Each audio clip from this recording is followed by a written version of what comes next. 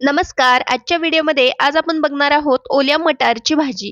तुम्ही म्हणाल ही भाजी तर आम्ही पण बनवतो, पण माझ्या या पद्धतीने झटपट तयार होणारी साधी सोपी चवीला भन्नाट लागणारी ही मटारची भाजी एकदा नक्की बनवून बघा.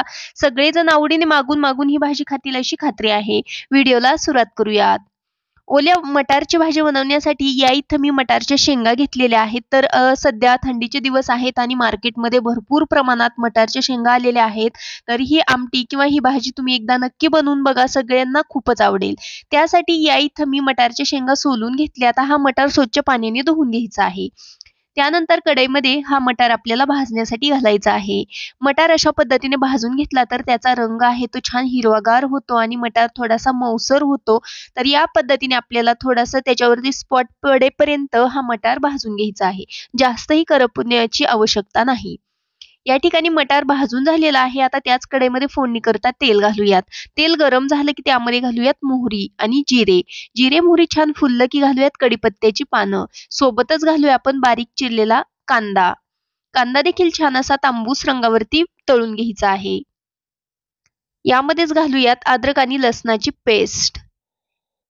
तुम्हाला जर का जास्त घाई असेल किंवा कमी वेळ असेल तुमच्याकडे भाजी बनवण्यासाठी तर या पद्धतीने झटपट तयार होणारी ही मटारची भाजी तुम्ही नक्की बनवू शकता.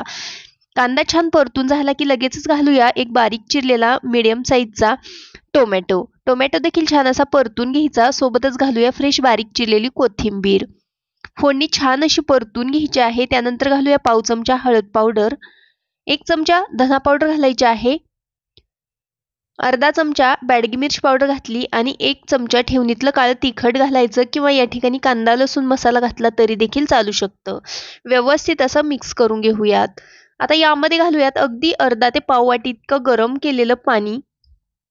पाणी घातल्यानंतर ही फोडणी छान अशी परतून घ्यायची आहे. थोडंसं पाणी घातल्यामुळे फोडणीमध्ये घातलेले सर्व मसाले छान शिजतात आणि आपल्या भाजीला छान रंग येतो.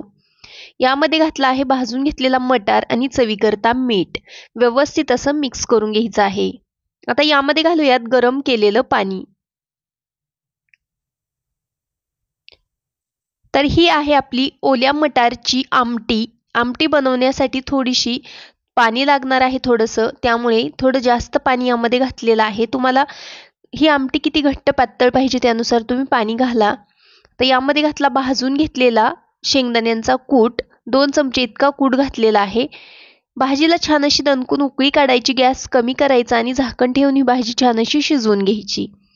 या ठिकाणी तुम्ही बघू शकता आपली ओल्या मटारची अगदी मस्त झणझणीत चटपटीत अशी आमटी बनवून तयार झालेली आहे. ही आमटी खाण्यासाठी अतिशय टेस्टी लागते, चविष्ट लागते. बनवण्यासाठी अगदी सोपी आहे. कमी वेळेमध्ये कमी साहित्यामध्ये झटपट बनवून तयार होते. बघू शकता थंडीच्या दिवसामध्ये अशी गरमागरम आमटी तुम्ही पिऊ देखील शकता. ही आमटी तुम्ही चपातीसोबत, भाकरीसोबत, भातासोबत खाऊ शकता किंवा सूप म्हणून याचा रस्सा आहे तो देखील तुम्ही पिऊ शकता. व्हिडिओ आवडला असेल तर व्हिडिओ लाईक करा. चॅनलवरती नवीन असाल तर सबस्क्राईब करा. Bye bye.